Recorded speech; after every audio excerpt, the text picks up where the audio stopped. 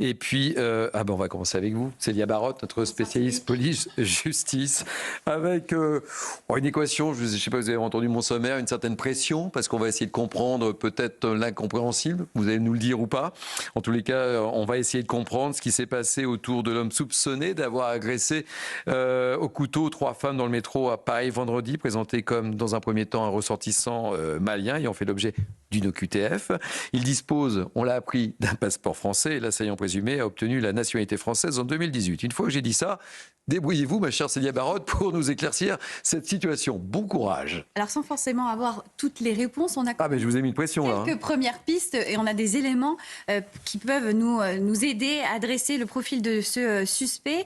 C'est vrai que vendredi soir, le ministère de l'Intérieur avait indiqué dans un communiqué que le suspect était de nationalité malienne et en situation irrégulière sur le territoire national. Et nous avons appris, selon les dernières informations, que cet homme dispose d'un passeport français, un passeport à son nom qui a été retrouvé chez lui dans ses affaires lors de son interpellation.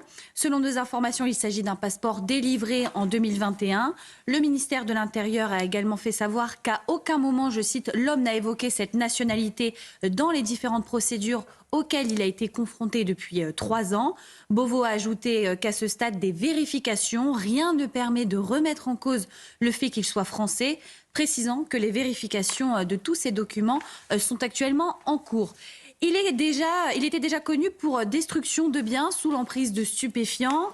Il avait été écroué en janvier 2024 pour vol aggravé et agression sexuelle, libéré en juillet 2025 et il avait fait l'objet d'une obligation de quitter le territoire français. Il avait donc été placé en centre de rétention administrative, mais vous le savez Thierry, l'éloignement n'ayant pu aboutir dans le délai légal des 90 jours, faute d'obtention d'un laissez-passer consulaire en l'absence de titre d'identité valide, il a été libéré avec assignation à résidence et il faisait l'objet d'un mandat de recherche. Sa garde à vue a bien évidemment été levée puisque son état a été considéré comme incompatible avec une garde à vue et il a été conduit à l'infirmerie psychiatrique.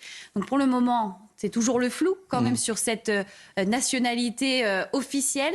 Mais ce que je peux vous apporter aujourd'hui, c'est que ce passeport était donc bien à son nom et qu'il a été retrouvé au moment de son interpellation, un passeport français. Frédéric Close, secrétaire général du syndicat des commissaires de police, quand il y a un flou, c'est qu'il y a un loup. Oui, c'est un imbroglio qui est désastreux, qui en dit long. Ça veut dire qu'on ne sait plus qui on accueille, qui on régularise. Ça donne l'impression qu'on donne la nationalité comme dans un guichet automatique. C'est désastreux. Puis moi, ce qui me frappe quand même, je pense aux 60 soldats environ qui sont morts au Mali lors des opérations Serval et Berkane. C'est-à-dire que pendant que nous, on accueille quelqu'un qui est dangereux, qui est psychiatriquement instable, qui se conduit comme un délinquant, qu'on lui donne la nationalité française, pendant que le Mali est menacé par l'islam radical, on a finalement dans cette affaire un homme qui tente de tuer des personnes dans le métro. On ne sait pas s'il est en situation régulière, irrégulière, s'il a la nationalité ou pas. Et pendant ce temps, on s'est fait éjecter du Mali et ce sont des soldats français qui sont morts pour défendre l'État malien contre l'islamisme, pour nous défendre contre l'islamisme, et non pas ces jeunes hommes qui viennent de façon régulière ou irrégulière en France.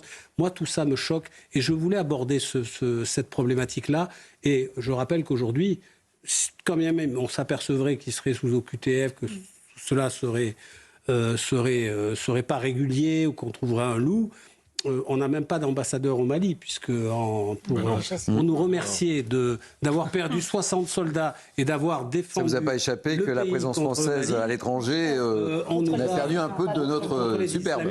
On nous a pratiquement viré du Mali. À la demande du Mali, d'ailleurs. À la demande du Mali. Et on a perdu, je crois, 58 ou 60 morts lors des 2 opérations, Serval et Barkhane. Je voulais leur rendre hommage parce que quand je vois ça, je me dis, il y a quelque chose qui ne tourne pas rond. Judith Vintraube. C'est complètement incompréhensible pour les Français d'avoir cette accumulation d'informations à chaque fois de sources on ne peut plus officielles, puisque c'est le ministère de l'Intérieur comme le disait Célia, a publié un communiqué. Et nous, au Figaro, comme vous ici, j'imagine, on a appelé à Beauvau et à la préfecture pour vérifier. On a dit oui, c'est un étranger en situation irrégulière. D'ailleurs, il est sous OQTF. On ne nous l'a pas dit de bon cœur parce que...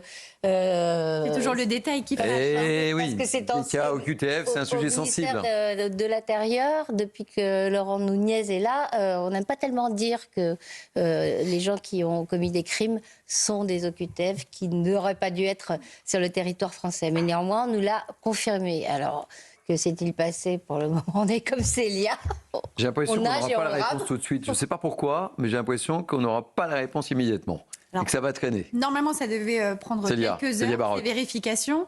Demain, et même actuellement, on relance bien évidemment le ministère de l'Intérieur. Aujourd'hui peut-être, ou alors demain. Vous connaissez la chanson. Exactement. On espère avoir des réponses quand même assez rapidement, même voilà, pour les victimes, pour savoir aussi quel est le profil, les antécédents de cette personne, connaître aussi la raison de sa présence sur notre sol. Était-il vraiment français? Ce sont plusieurs questions que l'État doit aux Français. Et vous avez raison de faire référence aux 3 victimes, hein, parce qu'on n'en parle pas là, mais c'est important quand même.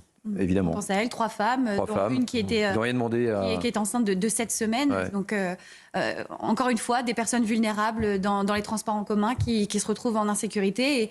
Et depuis cet événement... Et encore une fois, des femmes aussi, hein, puisque c'est également toutes les enquêtes le prouvent, ce sont les femmes qui sont les premières victimes dans les transports en commun. Depuis vendredi, depuis ce drame, cette agression, il y a eu aussi une hausse de ce sentiment de peur et d'insécurité dans les transports en commun, avec plusieurs femmes qui nous témoignent de leurs angoisses et leur envie même de ne plus fréquenter les transports en commun, alors qu'on nous demande d'aller vers une mobilité de plus en plus douce. Arnaud Benedetti, qui veut réagir rapidement? Non, moi je rejoins ce que vous dites sur le Mali. La France a été littéralement chassée du Mali par la junte au pouvoir, alors que elle a clairement, pendant des mois et des années, contenu la pression islamiste et le Mali est en train de basculer. Clairement, le Mali, il y a forte chance que le Mali devienne un califat islamiste, malheureusement, dans les mois qui viennent. Ensuite, moi, ce qui m'intrigue quand même profondément dans cette affaire, et ce qui est très inquiétant, c'est encore une fois le fait, si c'est confirmé, que cet individu ait pu obtenir la naturalisation française. Ça en dit long sur finalement la façon dont on exécute une naturalisation, sur les conditions qui sont imposées, le parcours, je veux dire, qui doit être le sien en termes d'intégration. Enfin, ça pose énormément de questions et je pense que beaucoup de Français se posent des questions en effet, sur les conditions d'attribution de la nationalité française. Raphaël Steinville. Oui, moi, je pense que cette question de l'attribution de la nationalité française, elle est absolument fondamentale. Et ça me permet de soulever un point qui me semble tout à fait étonnant, c'est que pour qu'un étranger puisse demander la nationalité française, sa durée, sa présence continue sur le territoire français est fondamentale dans l'examen, même si les différentes lois sont venues durcir les conditions d'attribution de la nationalité française, et notamment le respect des valeurs, une maîtrise de la langue. Mais pendant très longtemps, cette question de la présence continue sur le territoire français était fondamentale.